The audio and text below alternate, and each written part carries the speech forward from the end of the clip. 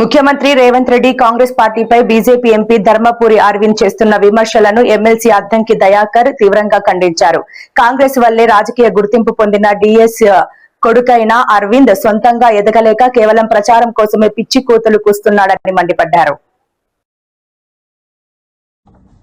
మరి ముఖ్యమంత్రి గారి మీద లేదంటే కాంగ్రెస్ పార్టీ మీద చేస్తున్న వ్యాఖ్యానాలు చూస్తుంటే సరే తనకు గుండు మీద నెత్తి లేదు కానీ బుద్ధి కూడా లేదన్నట్టుగా కనపడుతున్న పరిస్థితి. ఇలా ప్రధానమంత్రిని అంటే రేవంత్ రెడ్డి గారిని విమర్శించడానికి ప్రధానమంత్రిని తప్పుపడుతున్నావు, మీ ముఖ్యమంత్రి బెంగాల్ ముఖ్యమంత్రి అధికారిని తప్పుపడుతున్నావు. అంటే కాంగ్రెస్ పార్టీలోకి రేవంత్ రెడ్డి గారు ఎట్లా వచ్చిండ్రు, ఎందుకు వచ్చిండ్రు, ఏ విధంగా అధికారం తెచ్చిండ్రు అనేది తెలంగాణకే కాదు దేశం మొత్తానికి తెలుసు, మోదీ గారికి కూడా తెలుసు.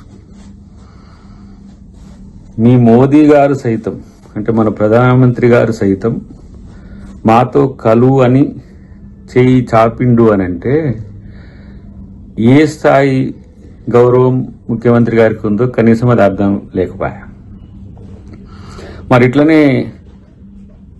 ఒరిజినల్ బీజేపీ వాళ్ళకి మీరు అంతటా అధికారం ఇచ్చిండ్రా? ఈ సువేందు అధికారి అనేట ఆయన ఏ పార్టీలో ఉండి ఇప్పుడు వచ్చి మీ దగ్గర ముఖ్యమంత్రి అయిండు? అస్సాం ఆ బిశ్వా అంటే ఆయన ఇట్లా ఏ పార్టీ? కాంగ్రెస్ పార్టీ నుంచి వచ్చిన ఆయన కాదా? ఇట్లా తెలివి లేక దద్దమ్మ మాటలు మాట్లాడుకుంటూ ఇదే తెలివి అని చెప్పుకోవడం అనేది సిగ్గుచోటు అనిపించట్లేదా? పోనీ నీ పుట్టుక ఎక్కడ? కాంగ్రెస్ పార్టీనే కదా. ఇలా నేను ఒరిజినల్ బీజేపీ నాయకులు అని చెప్పి గింజుకుంటే ఎవరికి తెలియంది డిఎస్ గారి రాజకీయ ప్రస్థానం ఎక్కడ ఉంది? ఆయన లేకపోతే మీ బతికి ఎక్కడుంది? కాబట్టి ఇక్కడ అమ్మపాలు దాగి గుద్దినట్టు మీరు ఇక్కడ సర్వీస్ చేయాలి. డిఎస్ గారికి రాజకీయ ప్రాధాన్యత కల్పించింది, బీసీలకు ఆ స్థాయి గౌరవం ఇచ్చింది కాంగ్రెస్ పార్టీ. అలాంటిది ఇక్కడ నువ్వు సర్వీస్ చేయాల్సింది పోయి నీ కెరీర్ కోసం అనే స్వార్థం కొరకు అక్కడ కూడా కిరాయికి పోయినట్టే కదా బీజేపీకి. నువ్వేమన్నా బీజేపీ ఫక్తు లీడర్వా?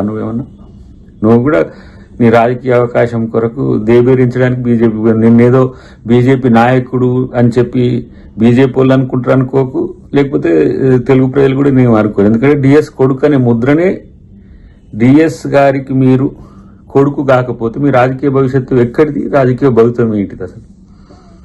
కాబట్టి కొంచెం ఆలోచించి మాట్లాడాల్సిన సందర్భం ఉంటుంది.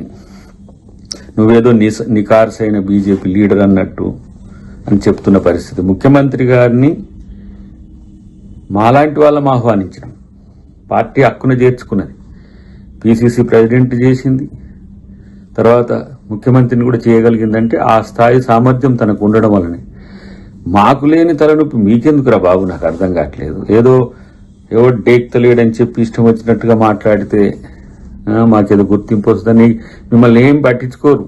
చివరికి మళ్ళా వాళ్ళు బీజేపీ పూర్వ లీడర్లను లేకపోతే ఆర్ఎస్ఎస్ నుంచి వచ్చిన వాళ్ళనే అక్కడ ముఖ్యమంత్రులు ప్రధానమైన నాయకత్వంలో చేస్తారు. ఇది చరిత్ర చెప్పిన వాస్తవం.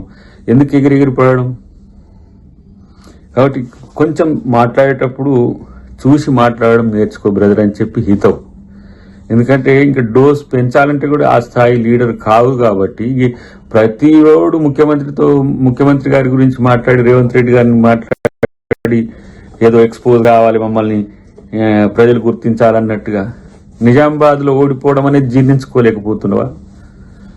నిజామాబాద్ లో ఓటం అనేది తట్టుకోలేక నేను ఈ విధంగా విమర్శలు చేసేది. కాబట్టి ఎగిరెగిరి పడితే వచ్చేది ఏమీ లేదు. ప్రజల కొరకు పనిచేసే క్రమంలో మీరు విమర్శలు ఎవరైనా కూడా చేయాల్సిన అవసరం ఉంటే చెయ్యండి, ప్రభుత్వం మీద విమర్శలు చేయండి. పిచ్చి పిచ్చిగా వాగితే ఇక ఆ వాగుడేదో మీకే తెలిసినట్టు మాకు తెలియనట్టు, ఆ తిట్లేదో మీకే తెలిసినట్టు మాకు తెలియనట్టు మాట్లాడితే ఎట్లా? కాబట్టి ఒకసారి చరిత్ర చూసుకో మిత్రమా. ఇది ఎందుకు ఈ పలకరింపు లాంటి ఒక పాజిటివ్ కోణం ఇస్తున్నాం అనేది తెలుసుకుంటే మంచిది. లేకపోతే భవిష్యత్తులో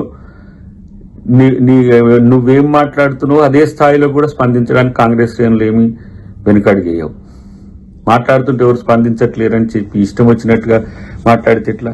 అరవింద్ మీద అక్కసు లేదు, ఇంకా ఇష్టానుసారంగా మాట్లాడే పరిస్థితి వస్తే అది చాలా నీకే నష్టం అని చెప్పి తెలియజేస్తున్నా. అన్నిటికంటే ఎక్కువ ఏంటంటే సీఎం పిఎం మధ్య ఏమైనా రహస్య మీటింగ్ జరిగిందా?